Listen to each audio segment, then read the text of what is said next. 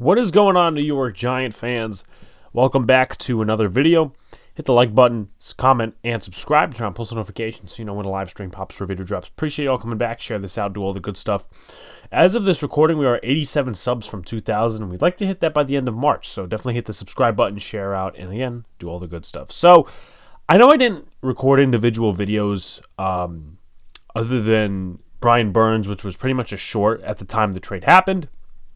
But I want to really break down what I think of all these different free agent signings that Joe Schoen made and what they bring to the team too, because it's not just, oh, they signed this player. You got to break it down. You got to, talk about their careers a little bit, what they bring to the team. Again, all that good stuff will be included in these types of videos. And other than the guy we're doing today, we'll do one for John Runyon. We'll do one for Devin Singletary and some of the other guys. And maybe we'll even do Brian Burns because he's probably the most notable move of the offseason.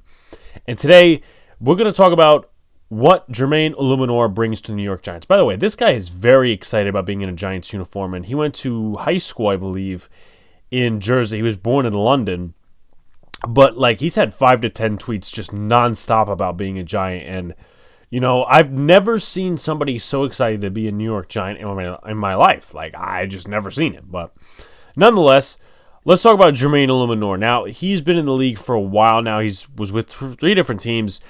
Specifically the Ravens, the New England Patriots, and the Las Vegas Raiders.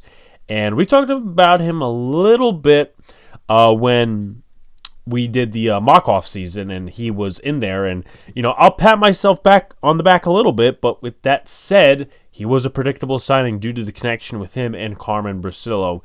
And he also played well under Carmen Bricillo the last 2 seasons over in Las Vegas.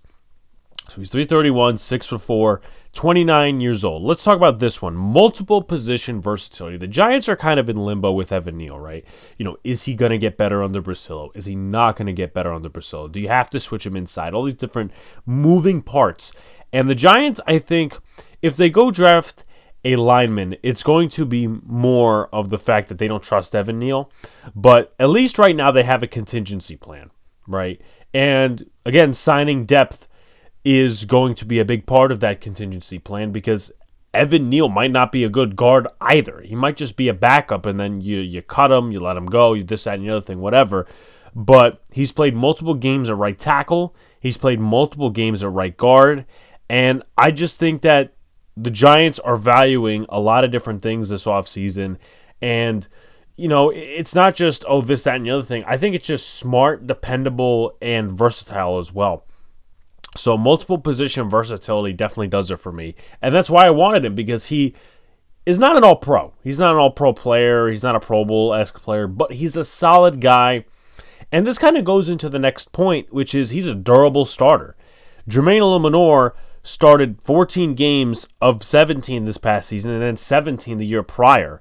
And again, it's about being durable, smart, tough, dependable, as they like to say, but durable, staying healthy. Like Evan Neal, the past 2 seasons, especially last year, didn't stay healthy, right? The Giants need a consistent right tackle, or at least a consistent presence on the offensive line outside Andrew Thomas, and Andrew Thomas has had his injury problems too. And, also one thing as well, I look at this, and many people really don't, is people talk about Evan Neal and all these different things. That's fine. But I'm looking at a good right guard, or at least a solid right guard, alongside John Michael Schmitz. And I think that's very important because not only do you add the O-line coach in here, John Runyon is also a solid pass protector, but that's a different video we're going to do.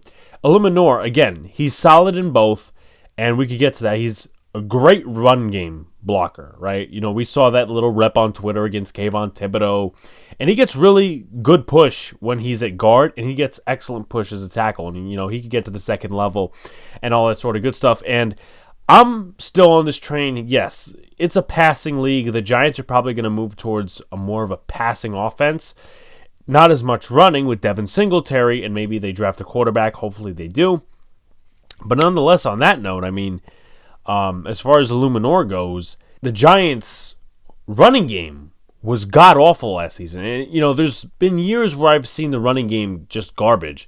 2021 was bad. 2023 was even worse because the New York Giants couldn't even get, 4 yards per carry with Saquon on the ground most games. It had to be a ground and pound press Saquon 25, 30 times a game and get 100 yards. Just abruptly 4 yards per carry or slightly below that. So the fact that he adds value in the running game is going to be a big plus on his side. And he signed a 2-year, $14 million contract, which was probably around the value that everyone predicted, $6-7 million for a guy like Eluemunor. Again, a solid, average pass protector, good hand placement. Some struggles in the pass protecting game. Run game, he is an absolute, not a missile, but he's a fighter. You know, he gets his hands on guys, and, you know, he's just feisty. I think that's the best way to put it. And also, as far as last season goes, 6 sacks, 5 penalties, and 905 snaps. So, as far as the signing goes, I like the signing. I think he's going to be a really solid player for the New York Giants. I think he'll be dependable, too. Again, he doesn't have much of an injury history. This was a good contingency plan for Evan Neal. And also, again, a lot of people are not considering this. He does help out John Michael Schmitz as the right guard because he's a veteran presence. He's played right guard before. And again, he's solid at both positions. He's not all pro, but he's solid, right? You know, you can pencil him in for, 17 games to get quality production. Anyway, like, comment, subscribe to all the good stuff. Turn on post notifications so you know when a live stream pops video drops. Appreciate you all coming back. Check out some of the other videos. Also, as well, please hit the subscribe button as we are inching closer to 2K subscribers. Peace out, guys. See you later. Stay cool.